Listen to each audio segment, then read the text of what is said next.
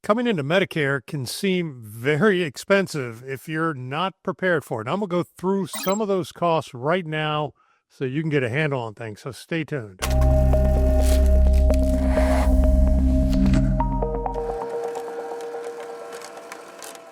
I'm Keith Armbrecht, founder of Medicare on Video, and I help people across the country get Medicare right. I can absolutely help you. Right now, I'm going to talk about some of the costs that are associated with Medicare so that when you come in, you don't have any big surprises. And it's a surprise to many right off the bat that Medicare is not free. And Medicare is certainly not free. There are out-of-pocket expenses.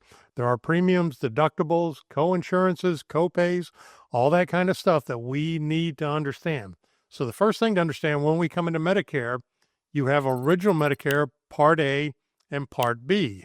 Part A covers things that happen on inpatient hospital admissions. Part B covers just about everything else. Part A, for most people, does not have a premium. If you've worked a total of 40 quarters in your lifetime, so 10 years, and you have contributed your Medicare tax that you see on your paycheck, then you do not have a premium for your Medicare Part A. If that's not the case, there can be an incremental type premium to Medicare Part A, but for most people, Part A comes without any cost to it from a premium standpoint. Now, Medicare Part B, different story. For most everybody, there's going to be a premium. For some, it's going to be significantly higher than others. So the standard Medicare Part B premium in 2026 went to $202.90. It was $185 a month. It's now $202.90 a month. So significant increase in the Medicare Part B premium in 2026. Now, it is income adjusted. If you make more than $109,000 a year on an individual basis, it's going to go up from there. It can go all the way up to about $600 a month, actually a little over $600 a month. So significant increase can happen on your Medicare Part B premium. It's called IRMAA, Income-Related Monthly Adjustment Amount. I have video specific to it. I have the chart. Make sure you look for that video if you fit into that category. Now, when you do use your Medicare Part B, there's also a deductible. Right now, it's $283 a month. In other words, you're going to pay the first $283 before Medicare Part B starts to pay. Now, when you come into Medicare, you're going to have a choice of either staying with original Medicare or going into a Medicare Advantage plan. If you've seen any of my videos, I absolutely recommend staying with original Medicare, but a lot of people do go into a Medicare Advantage plan. And a big misconception there is, well, I won't have that Medicare Part B premium. And that is incorrect. No matter which way you go, you will have that monthly premium for Medicare Part B, and it will also be income adjusted.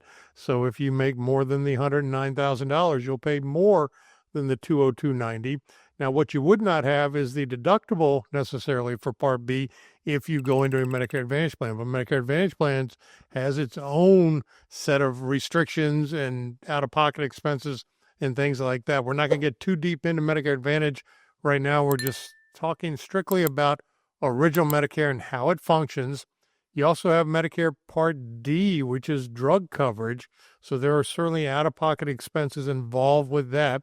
And things like that are what you need to manage when you're in Medicare because things change on an annual basis. If you are in a Medicare Advantage plan, you will need to review it every year for a number of reasons. Number one, your benefits can change. Number two, your doctors can change. Your hospitals can change. You need to make sure you're in the right Medicare Advantage plan if that's the route you're going to go. With original Medicare, A and B, you will likely have a Medicare supplement plan or a Medigap plan that covers the gaps that A and B have in them from an out-of-pocket expense. And you will want to, on an annual basis, just do a review. Your coverage will stay the same, but a lot of times we can find it for less than what you have it now. So you can change a Medicare supplement plan anytime during the year. You don't have to wait for Medicare open enrollment period. You can do it whenever it makes sense. And if we can save $10 a month or $20 a month for the exact same coverage, it certainly makes sense to do that. But those are some of the out-of-pocket expenses involved with A and B your Medicare Advantage plan, your supplement, stuff like that. So what we try to do is put it all together in a nice package. And again, staying with original Medicare A and B, having the premium for Medicare Part B, your supplement, we try to get it around about $100 a month. So really, we want to keep everything as close to about $300 a month for the entire package. And then you really have very little out-of-pocket expense.